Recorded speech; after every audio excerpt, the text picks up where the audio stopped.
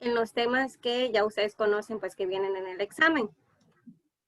Les iré proyectando una diapositiva para que vayamos haciendo este reforzamiento más ameno. Al final hay unos ejercicios que le voy a hacer algunas preguntitas. Entonces es muy importante que estemos prestando atención a este reforzamiento. Bueno, antes que iniciemos, me da gusto verlos. Veo que se están conectando algunos todavía. Bien, por mientras vamos a ir iniciando, así que necesito que vayan prestando atención. Bien, y aquí está. Reforzamiento para el examen.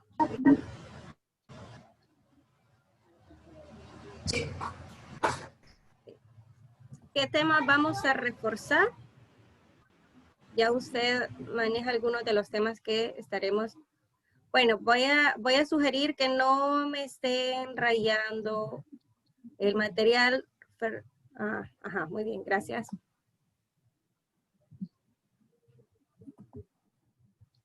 Bien, el primer tema es los instructivos.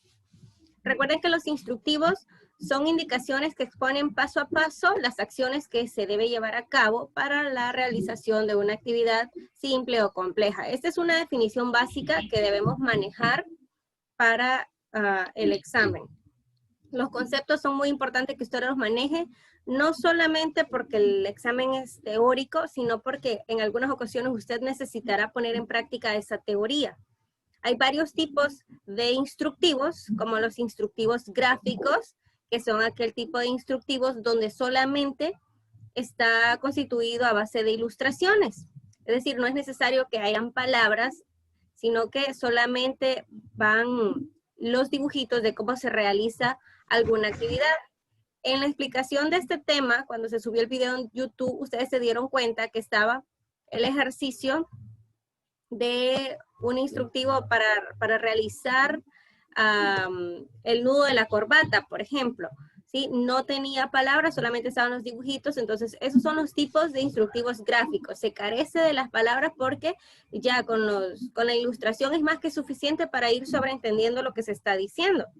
Luego están los instructivos textuales, que estos ya carecen de ilustraciones como la que está aquí, carece de esto, no la tiene, solamente van teniendo las instrucciones así de manera textual, como aparece aquí. Solamente, imagínense que nosotros le quitamos todo esto y solamente quedan los pasos, el 1, 2, 3, que son las que tienen las letras, entonces ese sería un instructivo textual.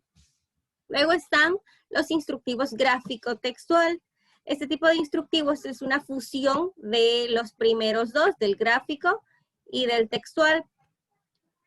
¿Por qué es una fusión? Porque utilizamos ambos, la parte gráfica y la parte textual. Si usted se fija, aquí es más factible que uno comprenda cómo se va a realizar algún ejercicio, porque además de que nos está diciendo qué pasos debemos seguir, nos está dando la información para tener una mayor comprensión y un mejor provecho de lo que se va a realizar.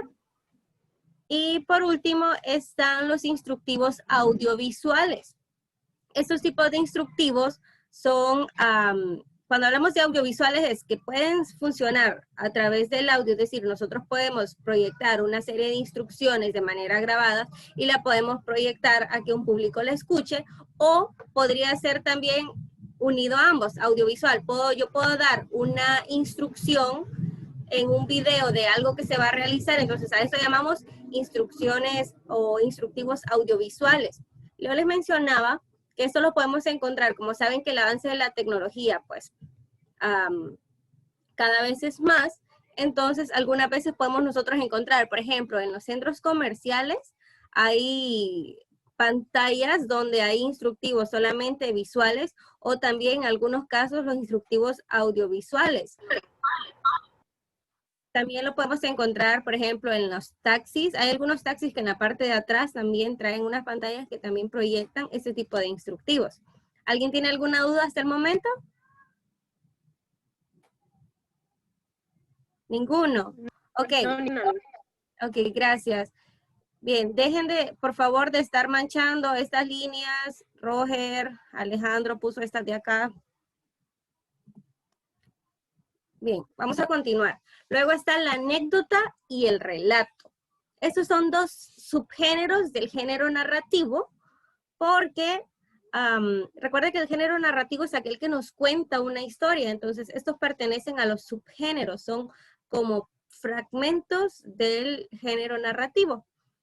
Esto es importante que lo manejen también. Estas son las definiciones que aparecen en su libro de texto. La anécdota, que es una narración breve en la que un narrador cuenta algún suceso, ya sea triste, cómico o interesante que le ha sucedido a una persona o a él mismo.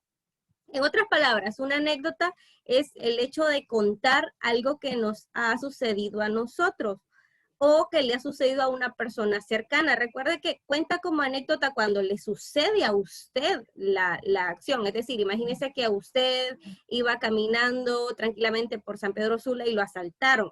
Todo ese momento trágico que vivió forma parte de su anécdota. Y si andaba acompañado, entonces forma parte de la anécdota de dos personas. Ahora, si ustedes cuentan eso a una persona, y esta persona se la cuenta a otra persona y va hacia una cadena que se va contando entre varios individuos, entonces al final tiende a convertirse en una anécdota ficticia, porque recuerde que las cosas no se cuentan nunca de la misma manera que como nos sucedieron a nosotros y como la hemos contado. Siempre hay personas que le quitan o le ponen, aunque sea un poquito, a lo que ha sucedido. Entonces es muy importante que sepan diferenciar entre la anécdota real y la anécdota ficticia.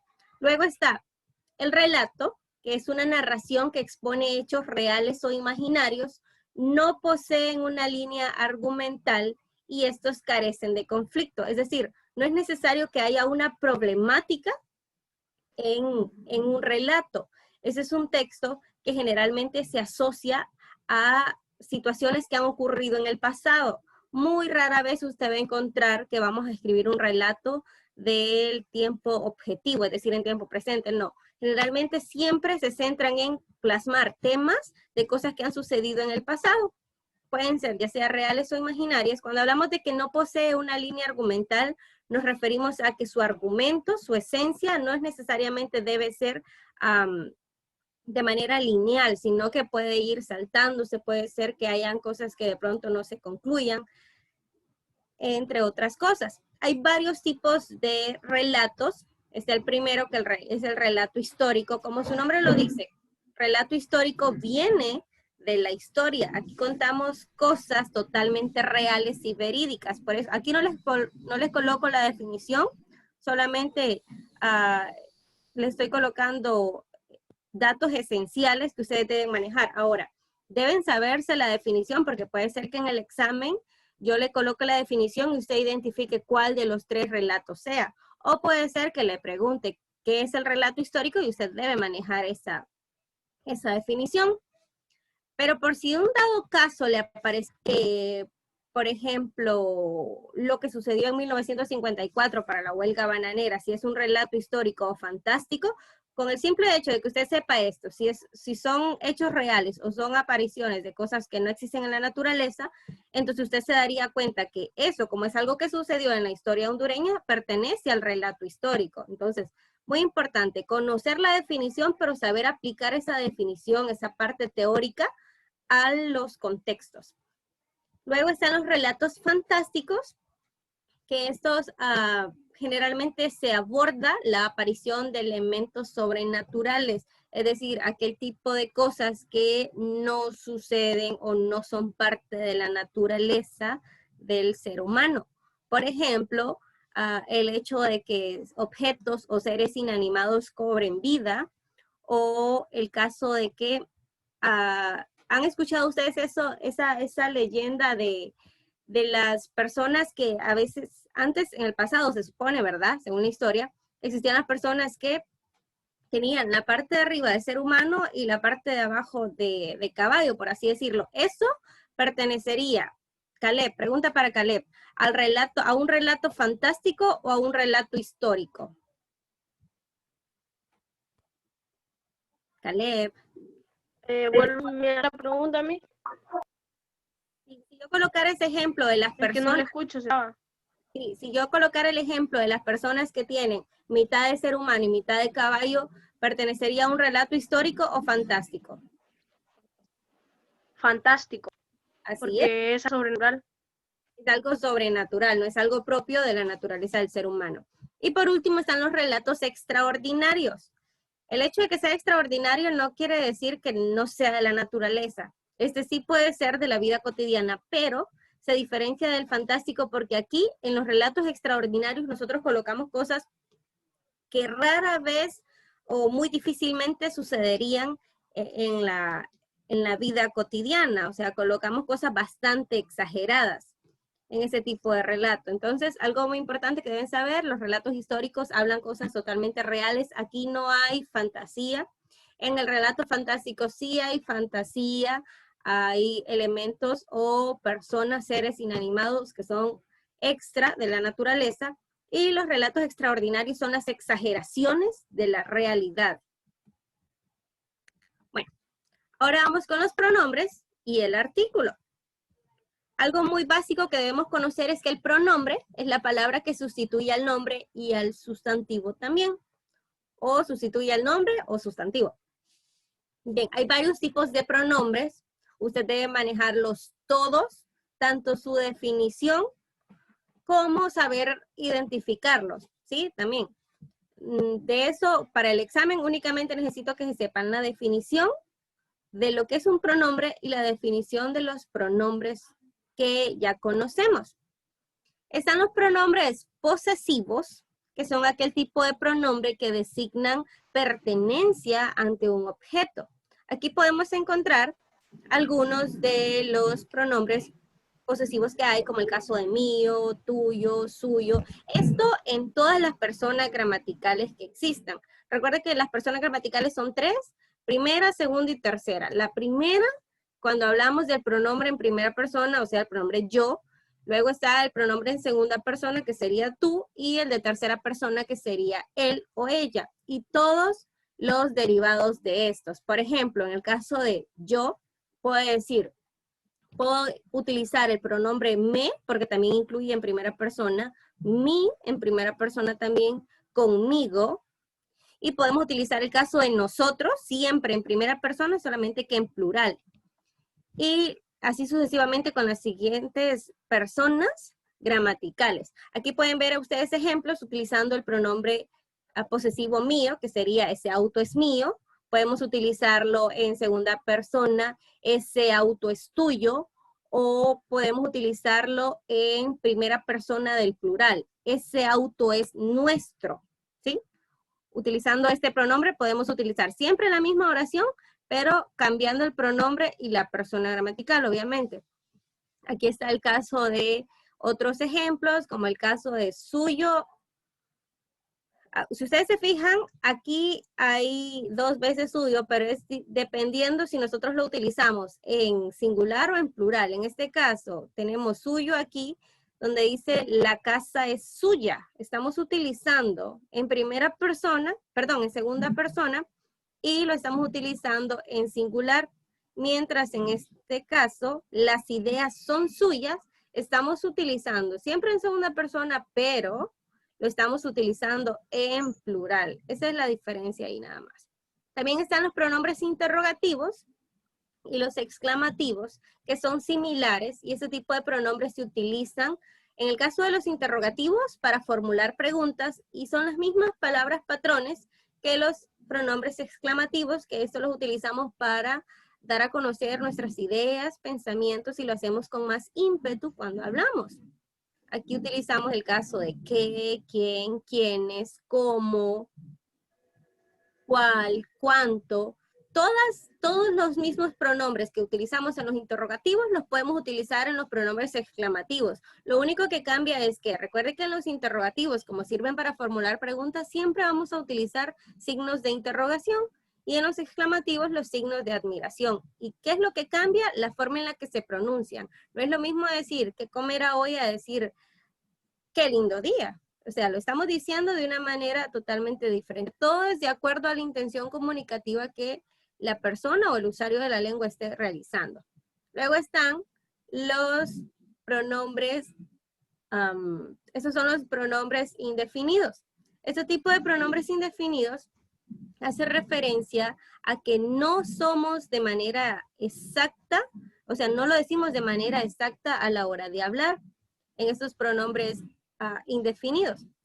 Lo decimos de manera vaga, por así decirlo, y podemos encontrar el caso de un, algún, alguno, ningún, ninguno, poco, escaso, mucho, demasiado, todo. De hecho, hay varios más en su libro de texto que usted se puede guiar de ellos también. Y eso es, si ustedes se fijan, acá hay una división, pero todo es dependiendo si lo decimos en primera persona o en un número reducido, que sería el caso del singular, o si lo decimos en plural, que incluye a varias personas, varios objetos, y sus diferencias que los hay en masculino y en femenino, es decir, el género. Si es para hombre o si es para mujer, o si es que vamos a tratar de referirnos a algún objeto también que sea masculino o femenino. ¿Cómo podemos aplicarlo? Por ejemplo, utilizamos el pronombre indefinido nada. Yo puedo decir, por ejemplo, fulanito de tal no estudió nada. Ese nada puede ser que no estudió de los pronombres, o no estudió del artículo, o no estudió del adverbio, pero no lo estoy diciendo con exactitud. Es por eso que reciben el nombre de pronombres indefinidos. Si yo digo, María habla demasiado, ese demasiado no estoy determinando si es que ella habla todo el día, si es que ella habla la mayor parte del día, si habla más de lo que trabaja, entre otras cosas. Entonces, por eso se llama pronombre indefinido, porque no lo decimos de una manera exacta, no nos referimos de una manera exacta. Luego están los pronombres personales, que esos son más fáciles de identificarlos, porque es en sí los que sustituyen ya al sustantivo. Está en primera persona. Yo prefiero el café. En este caso, ¿por qué utilizamos yo prefiero el café? ¿Por qué utilizamos este pronombre? Porque en lugar de decir nuestro nombre, en este caso, si yo dijera Zaida, por ejemplo, Zaida prefiero el café, no tiene una concordancia. Entonces, por eso nosotros siempre utilizamos el caso del pronombre. Y algo importante, jóvenes, cuando vamos a utilizar el pronombre, está de más que utilicemos el sustantivo. Por ejemplo, se escucharía redundante que yo dijera, yo, Zaida Zúñiga. Desde el momento que digo yo, es porque me estoy refiriendo a mí, ¿no? Entonces, no debo utilizarlo de dos formas, o sea, en dos ocasiones. Está el pronombre tú en segunda persona, que acá podemos encontrar también el pronombre te, ti, contigo. Y acá pueden ver un ejemplo. Tú prefieres el té. Entonces el pronombre él, ella, nosotros y nosotras en el caso de los plurales, ustedes, ellos y ellas. Y por último están los pronombres demostrativos, que este tipo de pronombre se utiliza de acuerdo a la distancia o a la cercanía que haya en relación al objeto o a la persona de la cual nosotros estamos hablando. Por ejemplo, está, de acuerdo si está cerca, podemos utilizar este, ¿sí? Este es inconveniente, o este es mi lápiz, si estuviese cerca, ¿no? La distancia media podríamos utilizar el caso de ese, que yo podría decir, ese es muy barato, pero tiene que estar un poco cerca de mí, no tan lejos, ese objeto del cual yo estoy hablando. Y luego, si estamos hablando de un objeto o de una persona que está muy distante a nosotros, entonces vamos a utilizar el caso de aquel o aquella, ¿sí? Aquel es muy cómodo o aquella es mi amiga si estuviera, por ejemplo, a varios metros de distancia mía. Entonces, estos pronombres demostrativos hay que tener mucho cuidado a la hora de usarlos porque es de acuerdo a la distancia que nos separa del objeto de la persona de la cual nosotros estamos hablando. Bien. Ahora sí, vamos con el artículo. Esas son palabras que acompañan al sustantivo y deben saber diferenciar el artículo del pronombre. Hay muchas personas que confunden el pronombre él con el artículo él. Recuerde que el artículo no modifica, no sustituye, únicamente acompaña al sustantivo y debe concordar en género y en número con ese sustantivo al cual está acompañando. Los hay de varios tipos, están los determinados, que sería el, la, los y las. ¿Por qué son determinados? Primero, porque nos dicen si es del género masculino o si es de femenino. Y si está hablando en singular o está hablando en plural. Los indeterminados, por su parte, son un, una, unos y unas. Aunque si bien es cierto, nos dicen el género, que un sería para el masculino, una para femenino, no nos dicen con exactitud. No es lo mismo decir el perro a decir unos perros, ¿sí? Entonces, aquí vemos nosotros la diferencia entre estos. Y los contractos, que es una unión entre palabras que pueden acercarse de acuerdo a las preposiciones, que podemos utilizar el caso del pronombre, perdón, del artículo del. Bien, aquí hay algunos ejemplos. Los libros están en el armario. Vamos a ver qué tipo de pronombre encontramos aquí. Caleb.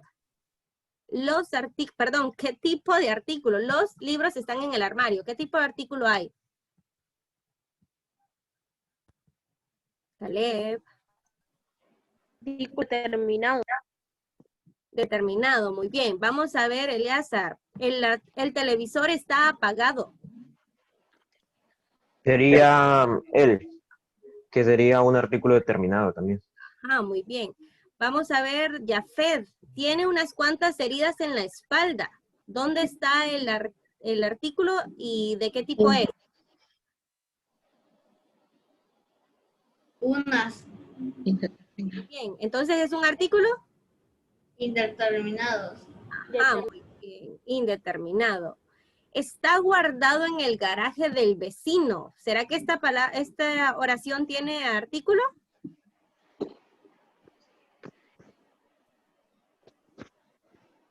Sí. Artículo contracto.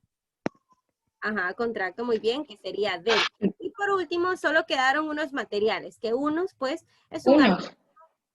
Unos, sería un artículo. Indeterminado. Indeterminado. Indeterminado, muy bien. Bien, ahora vamos a continuar con el adverbio. Aquí les coloqué esta página de su libro de texto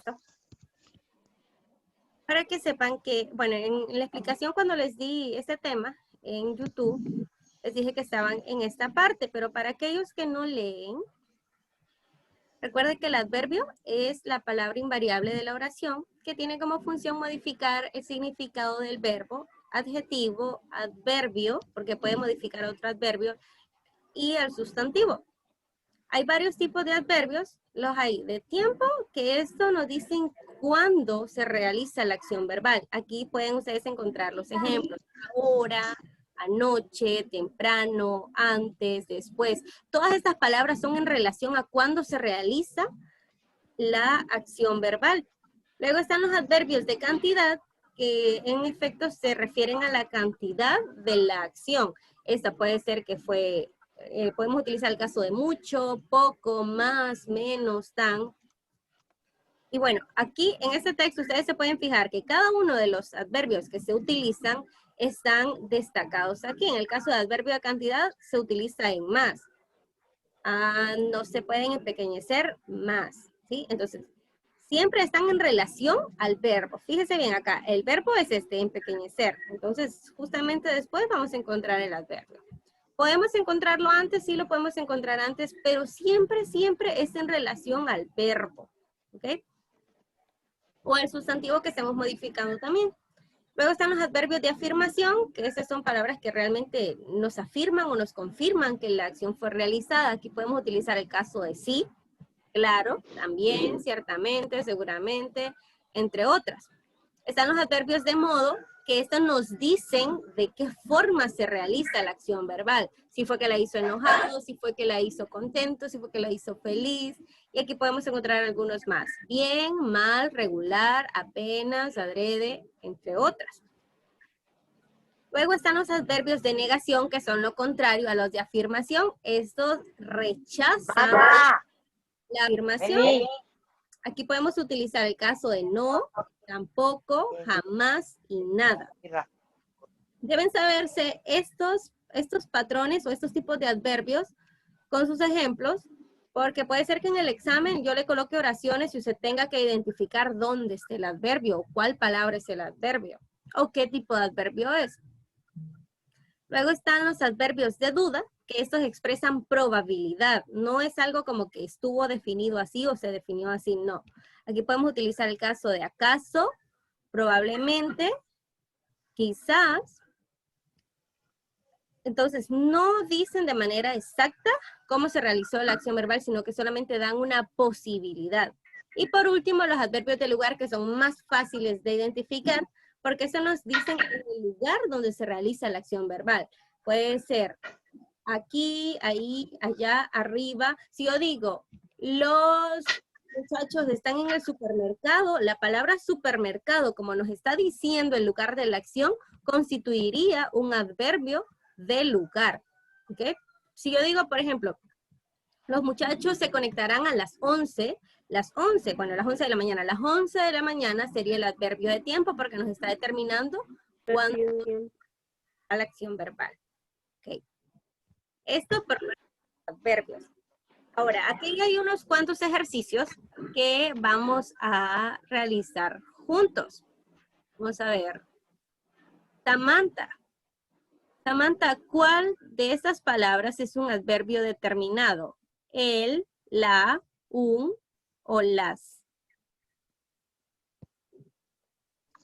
El. Ay, miro. Determinado, ¿verdad? Determinado. El, la, las. ¿Cuál adverbio no es determinado? Un. Muy bien, sería el caso de un. Vamos a ver, Alison Pacheco. Alison, en esta oración dijo que ahora ya no puede ayudarnos. ¿Qué tipo de adverbio hay y dónde está? Dijo que ahora ya no puede ayudarnos.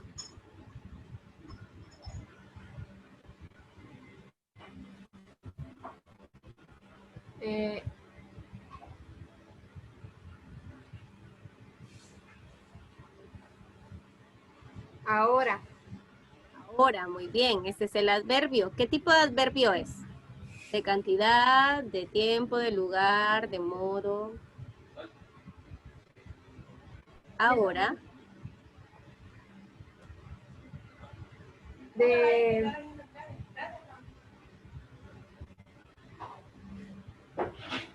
tiempo.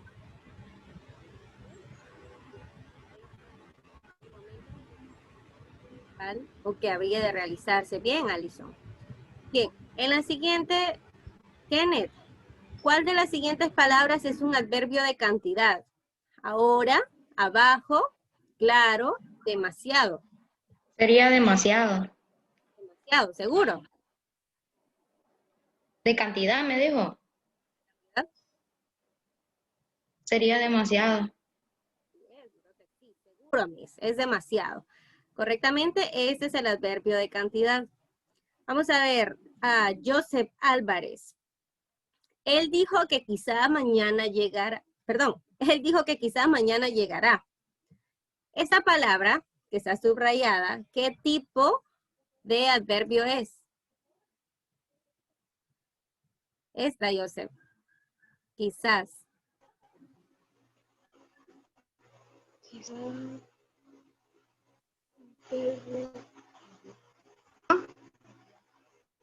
No, quizás. Quizás. Espérate, no me agarres. Ay.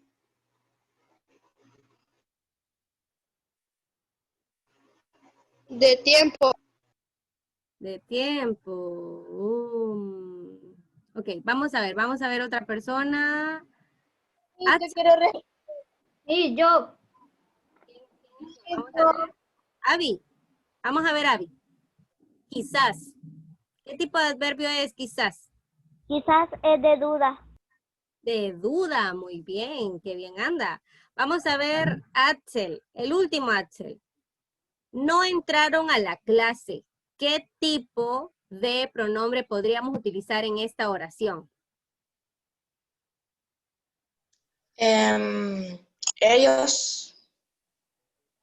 Ellos no entraron a la clase. Ajá. ¿Y ellos qué tipo de pronombre es?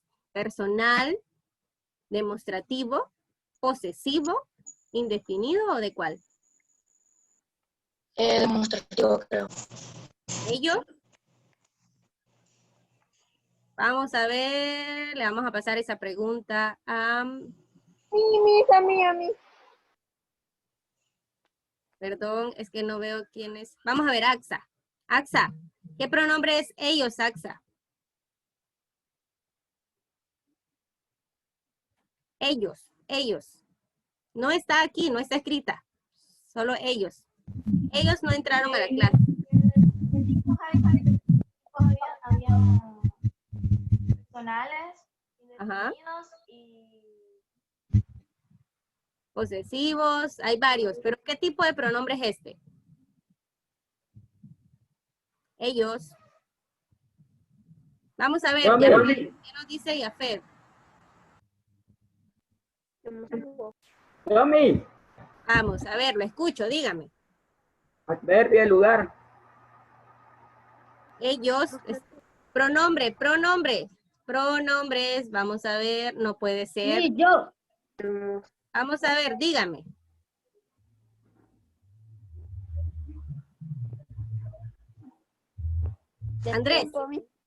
Andrés, ellos, ¿qué tipo de pronombre es?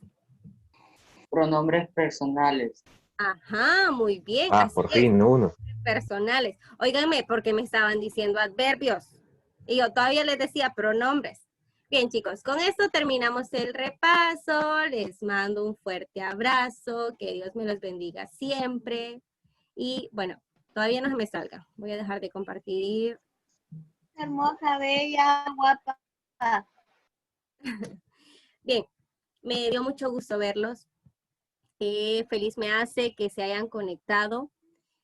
Vamos a ver. No pasé lista porque se me iba a ir el tiempo, pero luego la pasaré con esta clase que estoy grabando. Así que para los que no se conectaron, le vamos a mandar un saludo, ¿sí? Aunque no los conozcamos, vamos a decir todos juntos a la cuenta de 3, te deseo lo mejor en el examen de español, ¿ok?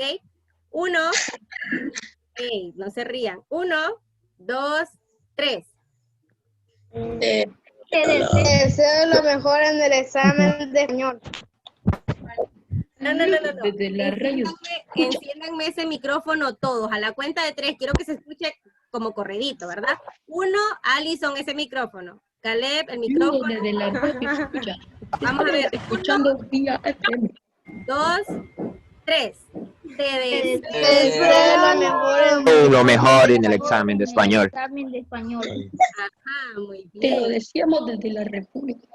Bueno, se escucha mejor que el anterior. Chicos, de verdad les deseo lo mejor, lo mejor.